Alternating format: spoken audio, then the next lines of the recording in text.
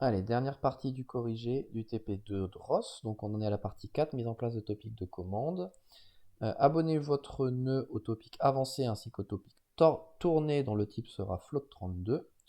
Toujours le même process. Donc on me demande de faire des subscribers qui usagent des fonctions callback. On me dit que ces tuyaux ils contiennent des std messages float32. Donc je fais l'include qui va bien. Je rajoute mes deux subscribers qui sont là. Donc on va mettre sub2, sub3. Alors c'est pas très propre sur mes noms de variables, hein, mais c'est pas grave. Donc le premier, on me dit qu'il s'abonne sur avancé. Le deuxième, on me dit qu'il s'abonne sur tourné. Je vais donc faire un callback A pour callback avancé, un callback T pour tourner. Je vais donc ici mettre mon callback A qui prend un std message float32. Et je vais faire pareil pour tourner. Alors, il faut qu'on réfléchisse un tout petit peu. Donc ça c'est fait, hein, mais c'est la question d'après qui nécessite un petit peu de réflexion. Écrivez les fonctions callback correspondantes de sorte qu'à la réception d'un topic sur avancé, le robot se déplace de la distance spécifiée par le topic. De la même façon, une réception d'un topic sur tourné entraînera une rotation. Par contre, si plusieurs commandes avancées et tournées sont envoyées successivement, on supposera que seule celle en cours d'exécution est conservée. Donc ça veut dire qu'il me faut un moyen de savoir si je suis en train de faire quelque chose. D'accord? Donc je vais mettre un truc en cours, égale false. Et dès que je reçois un truc là-dessus, je vais regarder est-ce que quelque chose est en cours. Si si quelque chose est en cours, bah, je ne fais rien. D'accord? Je ne fais quelque chose que si il n'y a rien qui est en cours. Et je vais faire la même chose ici. Ok, donc ça c'est la première chose qu'il fallait avoir en tête. La deuxième chose, c'est que si je suis arrivé ici, c'est qu'il n'y a rien en cours. Donc je bloque tout de suite le fait qu'il y ait quelque chose en cours en disant que en cours est égal à true. Je vais faire pareil ici. D'accord? Je fais en sorte que je ne puisse réagir qu'à l'un ou à l'autre. Alors ce qu'il faut dire, il faut garder en tête qu'à un moment ou à un autre, il faudra donc que cette variable repasse à false pour permettre de re-rentrer là-dedans. Ok, ensuite, qu'est-ce qu'on me dit? On me dit que lorsque je souhaite avancer, eh bien ici, je vais avoir la distance à parcourir qui va être passée en paramètre dans le message. Ça veut dire qu'il me faut ici une variable, dist à parcourir. D'accord? Et cette variable-là, je vais la stocker ici, comme étant égale à la donnée qui transite dans le topic.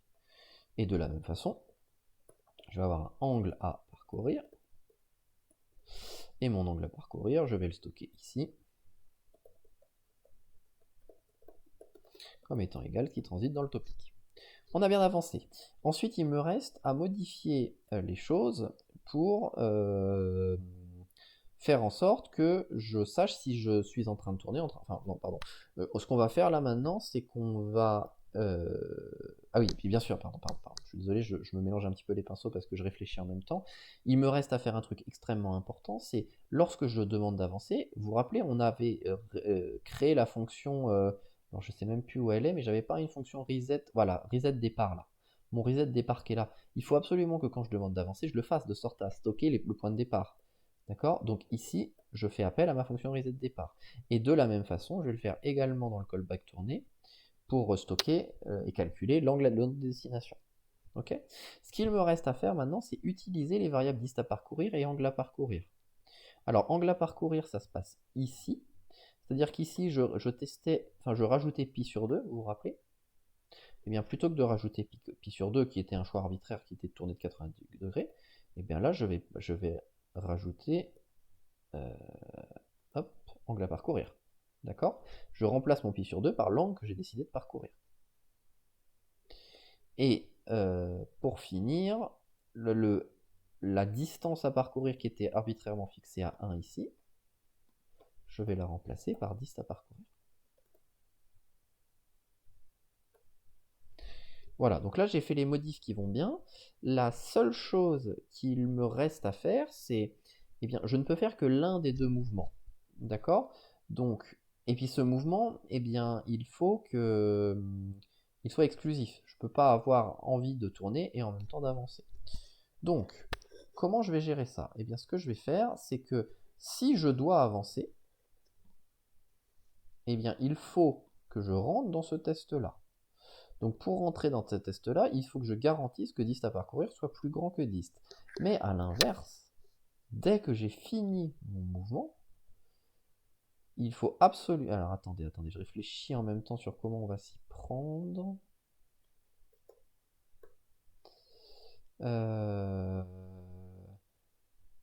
Alors déjà, je vous rappelle qu'on a l'histoire du mouvement en cours à refaire passer à false. Bah, c'est très simple. Mon mouvement en cours, il est quand je suis ni dans le premier if, c'est-à-dire ni quand je suis en train d'avancer, ni quand je suis en train de tourner. Donc mon mouvement en cours, je vais le mettre à false ici. Parce que quand je suis là, ça veut dire que je fais rien. Et ensuite, il me reste à faire en sorte que lorsque je souhaite avancer, je rentre là-dedans. Alors ça, ce sera toujours vrai si ma distance à parcourir est égale à 0. Donc ce que je vais faire, c'est que lorsque je souhaite tourner, ici, là, je vais forcer ma distance à parcourir à 0. D'accord? Donc là, je suis certain que lorsque je suis en train de tourner, je ne rentrerai pas là-dedans. Lorsque je souhaite tourner, je ne rentrerai pas là-dedans. Et l'inverse est implicite puisque lui est prioritaire sur lui. Donc, si je souhaite avancer, même si je cherche à tourner en même temps, il ne le fera pas. Alors le problème, c'est que je souhaite qu'il ne puisse pas le faire, ce qui ne devrait pas être le cas, puisque de toute façon, j'ai ce test-là qui est bon. Écoutez, là, je pense qu'on est bon. Donc on va tester. Je loupe peut-être quelque chose, mais on va voir. On va recompiler ce truc-là. Alors la seule chose, c'est qu'il faut que j'initialise mes variables à 0, mais je pense que c'est fait implicitement en C++. On va tenter. Ah, j'ai fait une erreur. Donc on va commencer par corriger l'erreur. J'ai oublié un point virgule. Là. Et donc je vais quand même par précaution dire que je veux pas tourner. Et que je veux pas tourner. Je veux pas avancer. Hop, on recompile.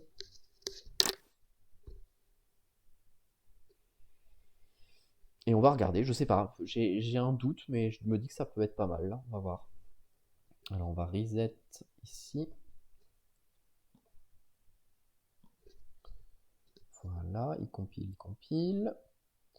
On lance mon nœud, donc normalement mon robot ne bouge pas, ce qui est bonne nouvelle.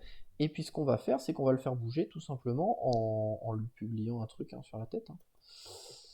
Donc on va publier sur avancé, puisque c'est l'un des deux topics que j'aimais. On va lui demander d'avancer de 50 cm.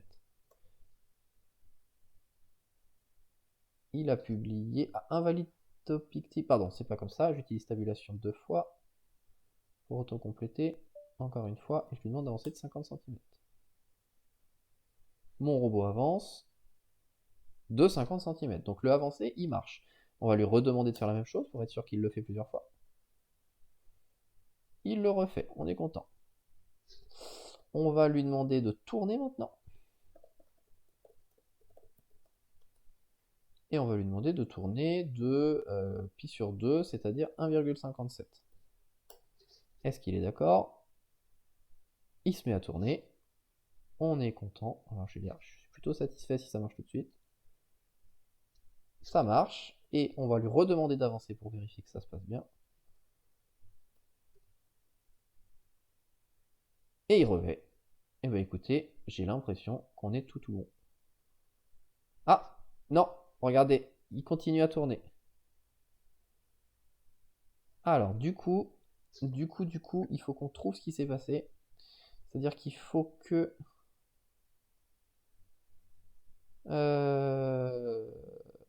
Eh bien oui, bah regardez, c'est tout simplement l'inverse de là. Hein. Il faut que je lui mette angle à parcourir à 0. De sorte à ce qu'il n'ait pas à tourner, qu'il n'ait pas mémorisé. Parce qu'en fait, là, il avait mémorisé l'ancienne consigne de rotation. Donc je refais. Et normalement, on est bon.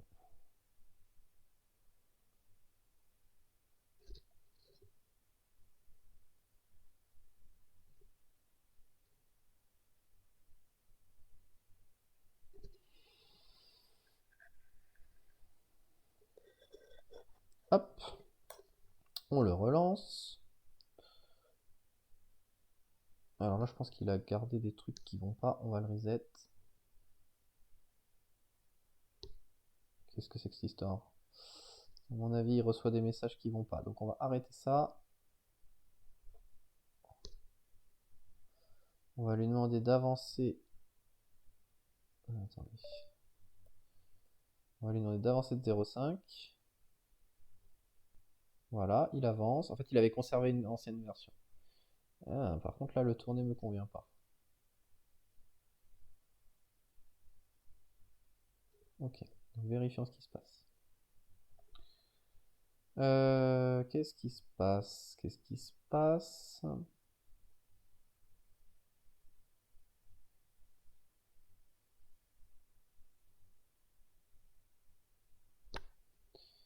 Tourne à l'infini là. Il tourne pas. Ok. Je pense que c'était un problème. Je pense que tout va bien et que c'est juste que ça marchait pas parce qu'il avait des anciennes commandes. On va lui demander d'avancer de 0,5. Il avance. On va lui demander de tourner 2 pi sur 2. Il tourne. Est-ce qu'il s'arrête? Oui. Et on lui demande de réavancer. Est-ce qu'il le fait? Oui. Eh bien, écoutez, je pense que ça marque la fin de ce sujet de TP, puisque la dernière étape était de faire valider par votre enseignant. Et on me dit que le code doit être sacrément en désordre, mais c'est pas le cas puisque j'ai codé à peu près proprement. Donc on a fini ce corrigé. Voilà, en espérant que vous ayez tout compris.